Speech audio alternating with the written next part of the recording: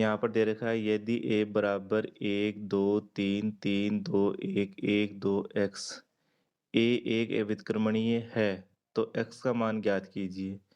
अव्युत्क्रमणीय क्या होता है? जिस सारणी का मान 0 होता है उसे क्या बोलते हैं? अव्युत्क्रमणीय।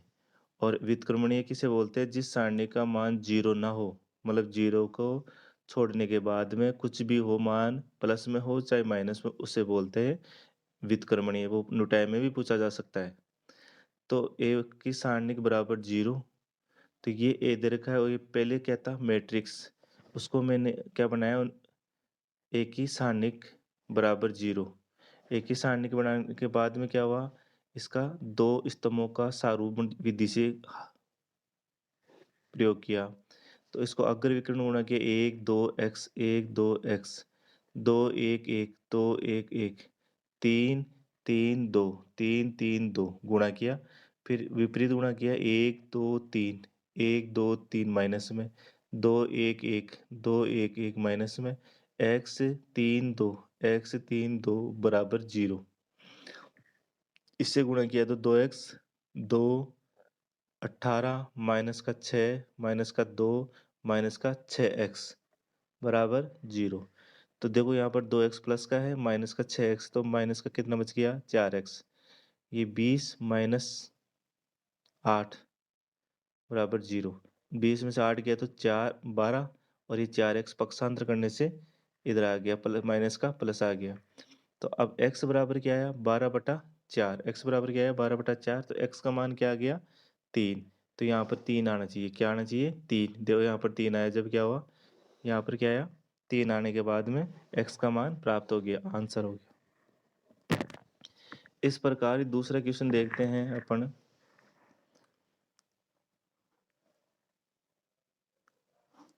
एक एक एक B C C A B, A B plus C, B C plus A, C A plus B.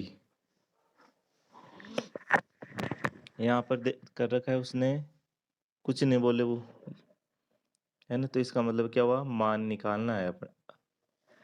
तो यहाँ पर अपना हो गया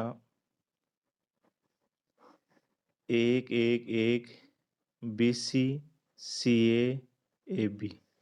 देखो इन दोनों को गुणा किया तो यहाँ पर क्या आया? A B A C. इसको गुणा किया B C A B, C A B C. हमने ब्रैकेट वाले को हल कर दिया तो यह आ गया। अगर हम C3 में C2 जोड़ दे तो देखो A B B C C A B B C C A B B C C A, क्रम से ए बी बी सी सी ए हो जाएगा। तो हम क्या करेंगे? C3 में C2 जोड़ेंगे, C3 में C2 जोड़ेंगे। तो एक एक एक B C C A B. तो यहाँ पर बी सी जोड़ा, ए बी प्लस सी ए, फिर सी ए जोड़ा B C plus A B, फिर ए बी जोड़ा सी ए प्लस बी सी। हमने C2 को ऐसे कैसे यहाँ जोड़ दिया, C2 को ऐसे कैसे उठा के यहाँ जोड़ दिया। तो यहाँ पर क्या हुआ? एक एक एक B C C A B, क्रम से लिख दिया, A B B C C A B B C C A B B C C. हमने क्या कर दिया? क्रम से लिख दिया। इससे आप C2 प्लस C3 लिख दो, चाहे C3 प्लस C2 लिख दो, इससे कोई फर्क नहीं पड़ेगा। अब देखो पहले तीसरे स्तंभ से सेम कॉमन आ रहा है, देखो तीनों में सेम है। तो सारणिक में अगर कोई स्तंभ में सेम हो तो उसे कॉमन लिया जा सकता है। तो यहाँ पर क्या किया? ए बी बी सी सी ए, तो क्या बच गया? एक एक एक B C C A B, एक एक एक। तीसरे स्तंभ में क्या बच गया? कॉमन लेने पर एक एक एक बच गया। अब देखो तीसरे C1 और C3 क्या है? सेम है। तो यदि किसी सारणिक में दो स्तंभ सर्वसम हो, दो स्तंभ क्या हो? सर्वसम है ना, दो स्तंभ सर्वसम है, तो सारणी का मान क्या होगा? शून्य। तो यहाँ पर हो गया AB BC CA गुणा 0 बराबर क्या हो गया शून्य का? 0। सारणी का मान 0 होता है और इसका इससे गुणा किया जाए इसका, तो 0 हो गया। तो आंसर आ गया इसका 0। ये आ गया। इसके बाद में दे रखा है यदि x y z X square Y square Z square 1 + x³ 1 + y³ और 1 + z³ बराबर 0, तो सिद्ध कीजिए x y z -1 जबकि x y और z ये तीनों बराबर नहीं है। जबकि ये तीनों क्या नहीं है? बराबर है, नहीं है। तो सिद्ध क्या करना है? एक्स वाई जेड बराबर -1 ज्ञात करना है।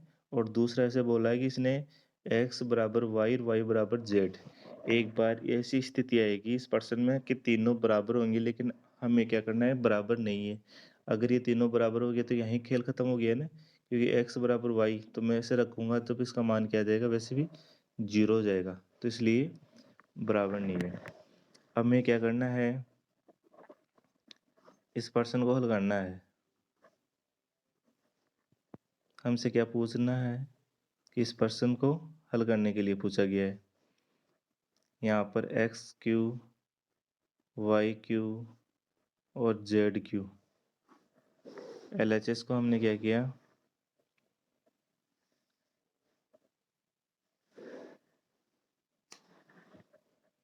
अब देखिए यहाँ पर क्या करेंगे? यदि हम x y z x² y² z² 1 1 1 plus इन दोनों के बीच में क्या है? प्लस है। फिर क्या हुआ? x y z x² y² z² x³ y³ z³ बराबर 0। यहाँ पर x y z x² y² z² दोनों में देखो सेम है, इस स्तंभ में और इस स्तंभ में। लेकिन इसका 1 1 1 1 1 1 किससे जुड़ा होता? प्लस से। प्लस x³ y³ z³ अलग अलग कर दिया। दोनों स्तंभ क्रम से वही है, लेकिन पीछे वाला तीसरा स्तंभ क्या कर दिया? अलग अलग कर दिया, क्योंकि दोनों जुड़े हुए थे ना। तो हमने क्या कर दिया? प्लस का चिन्ह लगा के दोनों को अलग अलग कर दिया। अब यदि किसी सारणिक में एक पंक्ति, दो पंक्तियां, दो स्तंभों को परस्पर विनिमय कर दिया जाए। देखो मैं इस 1 1 को यहाँ लेके आता हूँ और इस एक्स वाई जेड को यहाँ लेके आता हूँ। मतलब मैं C1 के साथ C3 का परिवर्तन करता हूँ। C1 के साथ क्या करता हूँ? C3 का परिवर्तन। तो मैंने यहाँ पर क्या किया? 1 1 1 x² y² z² x y z। यदि किसी सारणिक में दो स्तंभों को परस्पर विनिमय कर दिया जाए तो सारणिक का मान तो वही रहता है, लेकिन यहाँ क्या बदल जाएगा? चिन्ह बदल जाएगा।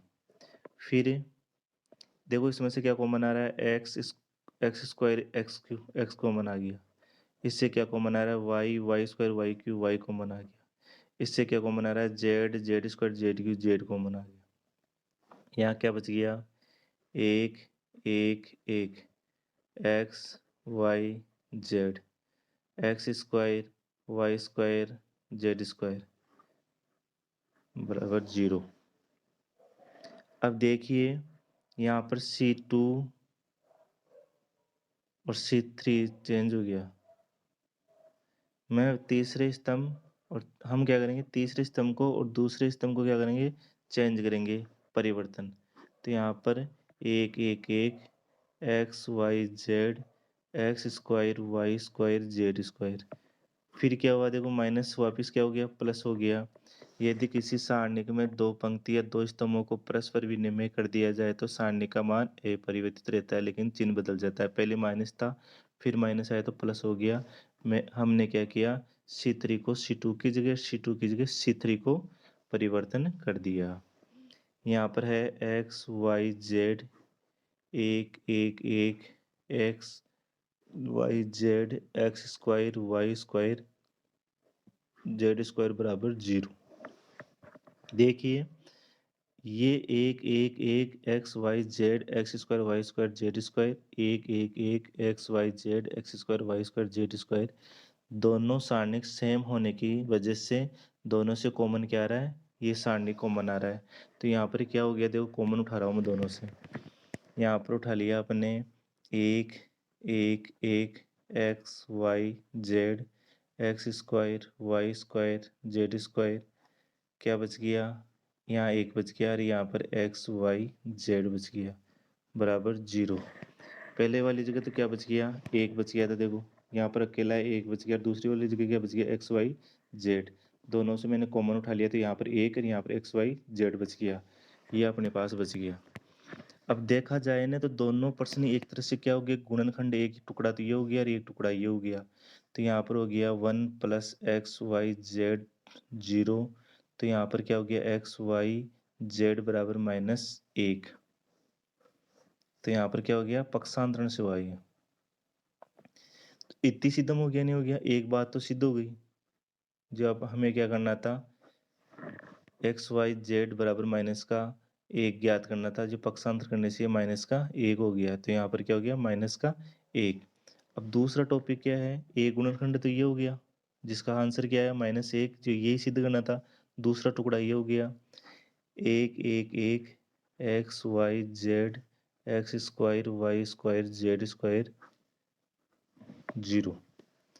अब देखिए हमको क्या करना पड़ेगा, हमें पंक्तियों को स्तंभों में परिवर्तन कर दिया जाए तो सारणी का मान अपरिवर्तित रहता है। ये पहला गुणधर्म पढ़ा था आपने। हमने इससे पंक्ति स्तंभ को पहला पंक्ति बना दिया, दूसरे स्तंभ को दूसरा पंक्ति बना दिया, तीसरे स्तंभ को तीसरा पंक्ति बना दिया। तो यहाँ पर पहले भी एक ऐसा क्वेश्चन हम पढ़ चुके हैं। तो यहाँ पर देखो, इन दो शब्दों को जीरो करने के लिए हमने C1 को C3 से घटा दिया और C2 को C3 से घटा दिया। पहले स्तंभ से तीसरा स्तंभ, दूसरे स्तंभ से तीसरा स्तंभ घटा दिया।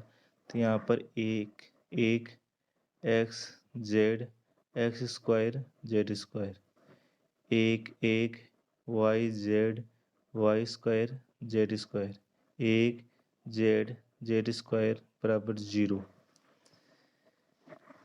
अब भी यहाँ पर देखो, इसका 0 हो गया, इसका क्या आ रहा है देखो, 0 X minus Z X square minus Z square 0 Y minus Z Y minus Z 1 Z, ये स्क्वायर है यहाँ पर, जेड जेड स्क्वायर 0। अब भी यहाँ पर साफ साफ दिखाई दे रहा है कि एक्स स्क्वायर जेड स्क्वायर मतलब ए स्क्वायर माइनस बी स्क्वायर, ये फॉर्मूला साफ साफ दिखाई दे रहा है। तो ए माइनस बी और A plus B. X square minus Y square का सूत्र क्या हो गया, A square minus B square का सूत्र क्या हो गया, ए माइनस बी और ए प्लस बी। इन दोनों के स्थानों पर अपन को क्या, हमें क्या करना पड़ेगा, फॉर्मूला लगाना पड़ेगा। तो यहाँ पर अपन ने फॉर्मूला लगा दिया। कौन सा लगा दिया, ये फॉर्मूला लगा दिया हमने, 0 X minus Z X minus Z X minus Z और एक्स प्लस जेड। यहाँ पर है 0 Y minus Z Y minus Z और y प्लस जेड, एक जेड जेड स्क्वायर बराबर 0। अब इस पहले स्तंभ से कॉमन क्या आ रहा है, x माइनस जेड, दूसरे से y माइनस जेड, तो x माइनस जेड और y माइनस जेड कॉमन ले लिया, तो यहाँ पर बच गया 0 1 x plus Z, 0 1 y plus Z, एक जेड जेड स्क्वायर। हमने क्या किया, x माइनस जेड कॉमन ले लिया और एक y माइनस जेड कॉमन ले लिया। ऐसा प्रश्न हम पहले भी कर चुके हैं, दोबारा दोहराया जा रहा है। अब इसे हल नहीं करेंगे, इसे हल नहीं करेंगे, हम लोग क्या करेंगे, हम एक का विस्तार करेंगे। तो यहाँ पर क्या करेंगे, x minus Z Y minus Z और एक का विस्तार किया तो एक x प्लस जेड और एक y प्लस जेड, 0। तो यहाँ पर क्या हुआ, देखो इस स्तंभ का और इस स्तंभ का उठा के सामने वाला जो बच गया उसका उपसारणिक हल कर दिया। 0 का उपसारणिक नहीं करेंगे, इसका भी नहीं करेंगे। इसका करने का मतलब क्या है, 0। इसका हल करने का मतलब क्या है, 0। तो इसका सीधा डायरेक्ट इस एक का करेंगे अपन। तो यहाँ पर क्या करेंगे, x minus Z Y minus Z, यहाँ पर एक को किससे गुणा करेंगे, y प्लस जेड से, माइनस एक को गुणा करेंगे x प्लस जेड से, 0। तो यहाँ पर हो गया x minus Z Y minus Z Y plus Z minus X minus Z. देखो यहाँ पर माइनस हो गया दोनों, क्योंकि प्लस के थे, अब माइनस की वजह से माइनस से एक का इससे गुणा किया तो माइनस, इसको गुणा किया इससे गुणा किया तो माइनस। देखो जेड से जेड कट रहा है, तो यहाँ पर क्या बच गया, X minus Z Y minus Z और वाई माइनस एक्स, 0। ये तीनों गुणनखंड है, तो यहाँ पर x माइनस जेड बराबर 0, वाई माइनस जेड बराबर 0 और y माइनस एक्स बराबर 0। तो यहाँ पर क्या हुआ, x माइनस जेड पक्षांतर करने पर यहाँ पर क्या हुआ, x बराबर जेड, इसे पक्षांतर करने पर y बराबर जेड, इसे पक्षांतर करने पर y बराबर x, है ना। तो यहाँ पर तीनों बराबर हो गए। लेकिन उसने क्या बोला था कि जबकि दिया हुआ है, अपने हाथों से तो बराबर आ गया, लेकिन यहाँ पर क्या किया है, दिया हुआ है। तो यहाँ पर सीधी सी बात यह है कि x y z बराबर नहीं है, इति सिद्धम, है ना। ये कर लिया। अब आगे देख